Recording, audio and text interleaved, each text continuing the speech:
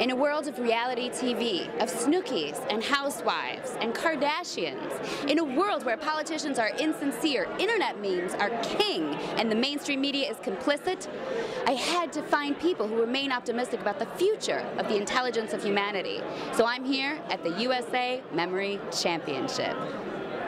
Thank God some people are still committed to doing such mental exercises. That's what I think is great about the event. That's the key message of the event. Anyone can learn to do this. Why is it important to do that? It scares many people, Alzheimer's, dementia. If you ask people, one of the biggest fears they have as they get older, they worry about losing their brain. We're finding what they call the dendritic spines. They're like the roots of a tree. And the dendritic spines, as long as you're learning new things every year, are elongating, and it's telling your brain this body is alive, and they've now got some science that supports it'll extend life expectancy.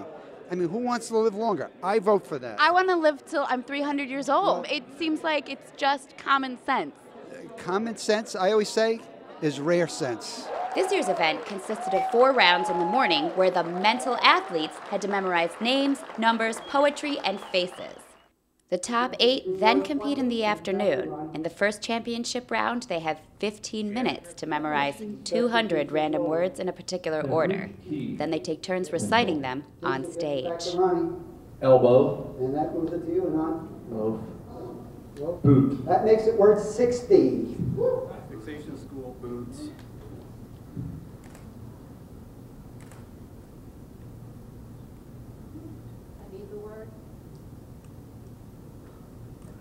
All right, Michael, give us a word. Okay, can't get there. One by one, the mental athletes get eliminated. Crazy, right? How do they do it?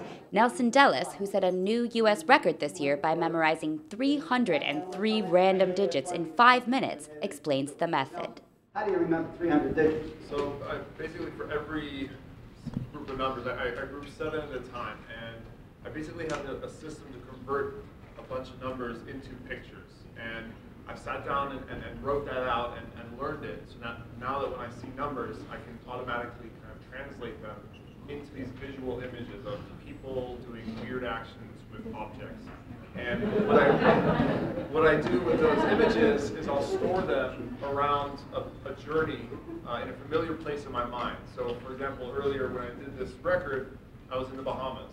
And the first 7 digits were 009. 3495, which was Olivia Newton, which is 009. Dunking is 3495, which is a helmet. So I picture that happening on the dock in front of this house, and then I walk to this next place along this journey and picture the next few digits. The day also featured information on brain food and several speeches, including a keynote from Dr. Majid Fatuhi entitled 3 Steps to Grow Your Brain.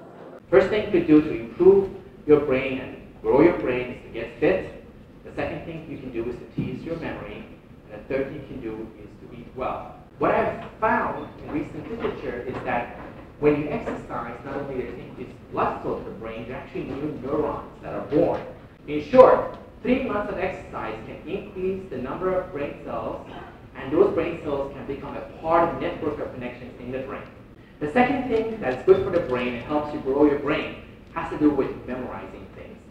Synapses are contact points between brain cells that help you communicate better. The more synapses you have, the better and stronger is your brain. What happens when you memorize something new? You form new synapses. Another important intervention that we can do to keep our brain healthy and make our brain bigger is to eat well. And it's really important that you have DHA in your diet. And about 40% of your brain is made up of DHA. People who consume fish or take supplements and have higher DHA levels are less likely to get Alzheimer's disease. If you take DHA for 6 months, you can perform better as if you were 3 years younger. So, in summary, simple lifestyle changes can help you build a stronger brain. For the final round of competition, where it's determined who will win the coveted hippocampus-shaped championship trophy, contestants had to memorize 2 decks of cards in order in 5 minutes. 10 of diamonds, 5 of spades, Jack of clubs, this makes no sense because I have a truck as my picture, and I don't have a card with a truck as a picture. So either this is where the cowboy rides away, or this is the 7 of clubs.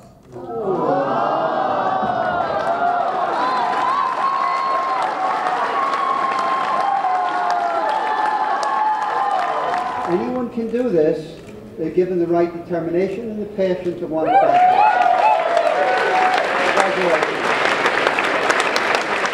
Our culture is inundated with Snooki and the Desperate Housewives and all this crap. And it makes you feel like you're going insane, but then there's people like you out there putting a stop to that. Do you feel like you have hope because of your efforts? And anybody can do that same amount of work. The techniques are very easy to learn, and yeah, I definitely have hope.